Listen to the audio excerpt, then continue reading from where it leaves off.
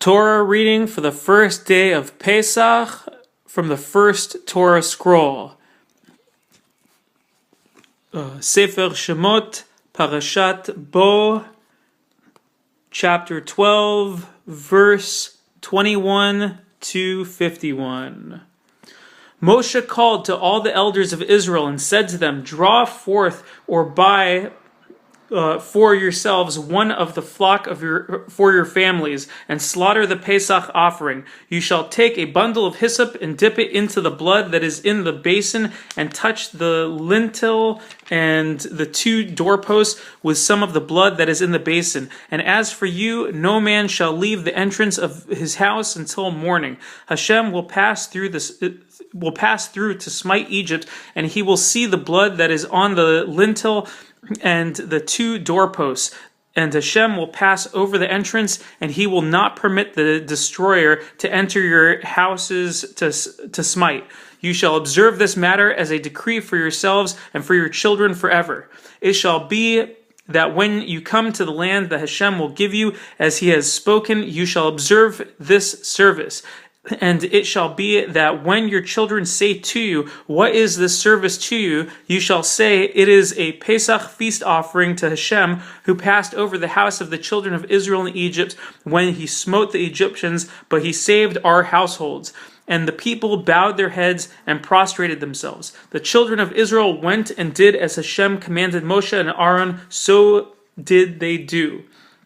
It was at midnight that Hashem smote every firstborn in the land of Egypt, from the firstborn of Paro sitting on his throne to the firstborn of the captive who was in the dungeon, and every firstborn animal.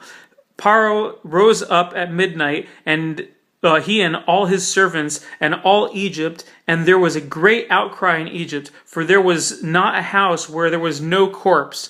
He called to Moshe and Aaron at night and said, "Rise up and go out from among my people, even you, even the children of Israel. Go and serve Hashem as you have spoken. Take even your sheep and even your cattle as you have spoken, and go and bless me as well." Hashem imposed itself strongly Egypt imposed itself strongly upon the people to hasten to send them out of the land, for they said, "We are all dying." The people picked up its dough before it could become leavened, their leftovers bound up in their garments upon their shoulders. The children of Israel carried out the word of Moshe. They requested from the Egyptians silver vessels, gold vessels, and garments. Hashem gave the people favor in the eyes of the Egyptians, and they granted their request. So they emptied Egypt. The children of Israel journeyed from Ramses to Sukkot, about 600,000 men on foot, aside from children. Also, a mixed multitude went up with them, and flock and cattle, very much livestock. They baked the dough that they took out of Egypt into unleavened cakes, for they could not be leavened, for they were driven from Egypt, for they could not delay, nor had they made provisions for themselves. The habitation of the children of Israel, during which they dwelled in Egypt, was 430 years. It was at the end of 430 years, and it was on that very day that all the legions of Hashem left the land of Egypt. It was a night of anticipation for Hashem to take them out of the land of Egypt. This was the night for Hashem, a protection for all the children of Israel for their generations. Hashem said to Moshe and Aaron, "This is the decree of the Pesach offering. No alienated person may eat it. Every slave of a man who was brought for money, you shall circumcise him, then he may eat it. A sojourner and a hired laborer may not eat it. In one house shall it be eaten. You shall not remove any of the meat from the house to the outside, and you shall not break a bone in it. The entire assembly of Israel shall perform it. When a proselyte sojourns among you, he shall make the Pesach offering for Hashem.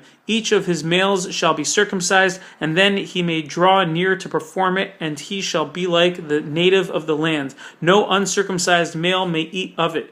One law shall there be for the native and the proselyte who lives among you. All the children of Israel did as Hashem had commanded Moshe and Aaron. So did they do.